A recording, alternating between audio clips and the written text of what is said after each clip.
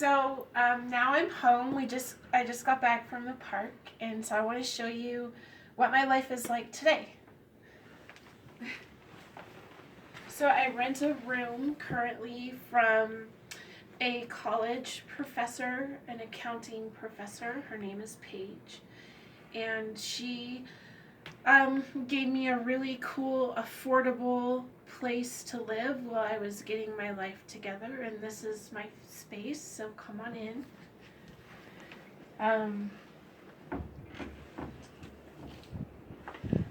It's like I feel like when I'm in here, it's like my little eclectic nest. And I've feathered it with only things that are super important to me and have meaning. So I'll tell you about a couple of those things. This is my fish tank, and I have a fish. His name is Sky. He's a betta fish, and he's hiding back here. And then I have a snail named Earth. And I am an animal lover. I hope to have a dog soon, and cats and horses again. That's my dream. But in the meantime, as I've been recovering from all the trauma and drama, I got a fish, and I love taking care of him. This is something really small. It's just a radio, but I got it at a thrift store because I love classical music. I used to be a ballerina, and when I was homeless and immersed in all this chaos, I longed for culture. And when I heard classical music playing, I would stop in a cafe or a library and soak it up. It meant a lot to me. So the fact that I just get to turn a radio on it's exquisitely luxurious to me. And then my mom was a animal and a nature lover, and she loved birds, and I have a picture of her gardening at my last home, which was in Oregon, taking care of her plants and their little red watering bucket. I got the picture off of Facebook because I clearly, obviously lost everything in homelessness. I emerged from the park bench with nothing but a backpack and a garbage bag. But thanks to social media, I went back and recaptured that and had it printed and framed in a frame I thought she would love. One of her favorite things were birds. So I thought that was perfect. And this is a pillowcase that I got at a thrift store. Again, thinking about my mom because she loved birds. This is hard to see, but it's a little picture that I drew when I was in jail. I only draw stick figures, but it's a picture of my horse, my former horse, Vashka. He's with somebody else now. But it says peace here, and I drew it in a jail cell where I was for 6 months on Christmas Eve. I prayed because I couldn't remember what a 5-pointed star looked like. I hadn't gone outside for months, and I had a dream on Christmas Eve with this star. So I put it above the horse's head, and in this picture, he's praying. And the picture just means a lot to me. And this is a painting of me that a professional painter friend of mine named Deanna drew. Her name is Deanna Daffodil, I think. And that is me praying. And a big part of my story is about my relationship with God. And I realized in homelessness that at the end of homelessness that the construct I had about God was wrong, and nothing about it worked for me. But it was a construct that I developed and then strengthened in a time of chaos and trauma. So I forgive myself for that. But it was letting go of it was maybe the hardest thing I ever did, because even while in homelessness I had absolutely nothing. I still had a belief system that I thought was true. So when I let go of the belief system, that was when I had nothing. And you read in my story in the Washington Post that the turning point for me was admitting that I was wrong and that there had to be a different way and a better way, because I was clearly suffering.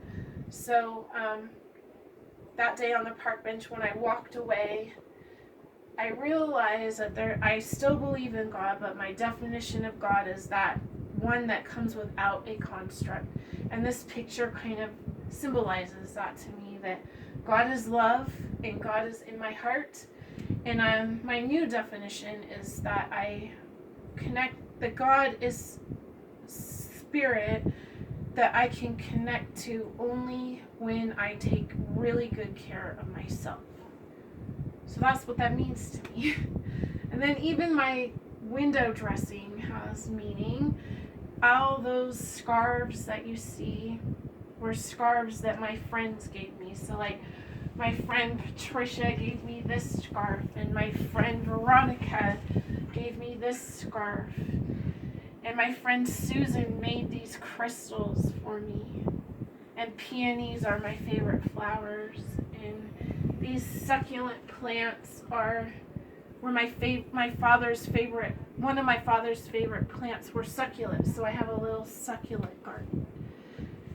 And this is my computer that I've written all my stories on, and even that means a lot to me, because I worked to have a computer out of homelessness, and I am writing stories for publication about my journey, and I take this computer to cafes and I write, and that's who I am, and I'll never take these things for granted again. And this is something that kind of makes my friends chuckle, so I want to show you my coffee station. So I love coffee, and even when I was homeless, I was very motivated by coffee and donuts, because I'm a sugar person too. And I would walk from the park bench down to the church and get my morning cup of coffee. And when they didn't have coffee, oh wow, that was like not a good thing. And I would not have a good day, good morning, if I didn't have coffee. So my dream was to have a coffee pot. I would think about how that would have made me really happy. So this little coffee station, I just walk a couple of steps from my bed to my coffee station every morning, and it's just, I just love this. Like, it makes me happy. I really enjoy my morning, and this is something I really want to show you. This is my dad, Vernon Yearwood Drayton, and my dad was an immigrant from Panama, and he came to this country with absolutely nothing and went to college, working his way through college in the 40s as a dishwasher. And he became a scientist at NASA Ames Research Center. And he was amazing.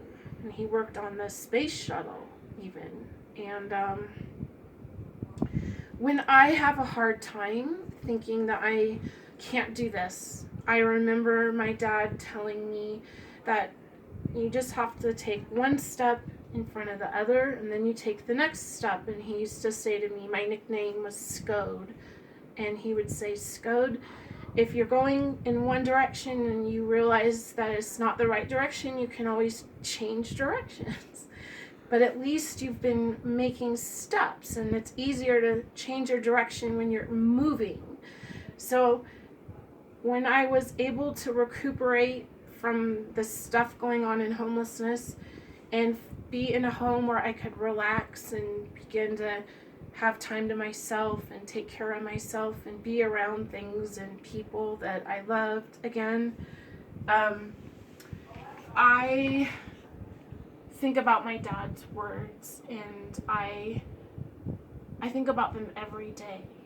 And I want him, I believe that, I have a belief, I don't know if it's true or not, but that he knows how I'm doing. And I want him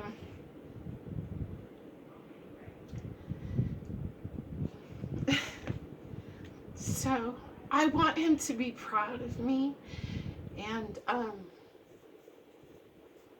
so I try to be as focused on my next steps as possible, and I try to just be as present as possible and as grounded as possible in gratitude.